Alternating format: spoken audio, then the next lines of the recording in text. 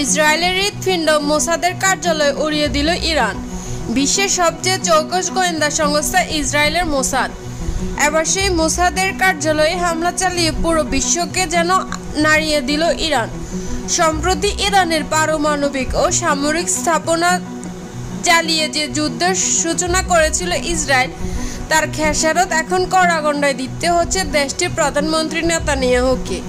আন্তর্জাতিক গণমাধ্যমে দেওয়া তথ্য মতে, মধ্যপ্রাচ্য যখন ইরান ইসরায়েলের সংঘাত নিয়ে চলছে চরম উত্তেজনা, ঠিক তখনই ইসরায়েলের অভ্যন্তরে অবস্থিত একটি সামরিক গোয়েন্দা কেন্দ্র ও মোসাদের প্রধান কার্যালয় পাল্টা ক্ষেপণাস্ত্রে হামলা চালানো ইরানের বিপ্লবী গার্ড বাহিনী। মোসাদের কার্যালয়ে এভাবে হামলা চালানো মোটেও সহজ ছিল না।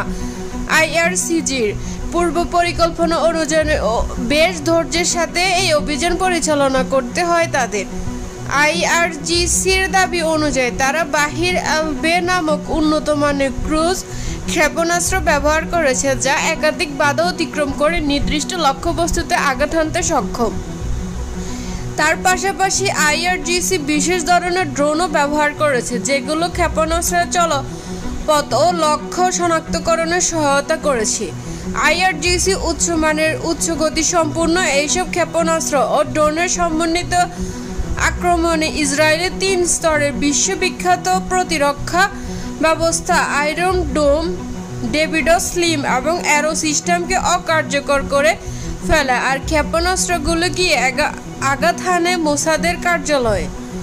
বিশ্বের চৌকস গোয়েন্দা সংস্থা মোসাদের কার্যালয়ে ক্ষেপণাস্ত্রের হামলা চালিয়ে ইসরায়েল প্রধানমন্ত্রী নেতানিয়াহুর জন্য রাতের ঘুম হারাম করে দিল ইরান। এমনিতেই ইরানে হামলা চালাতে গিয়ে পাল্টা হামলার খপ্পরে পড়ে পালিয়ে আত্মগোপনে থাকতে হচ্ছে তাকে।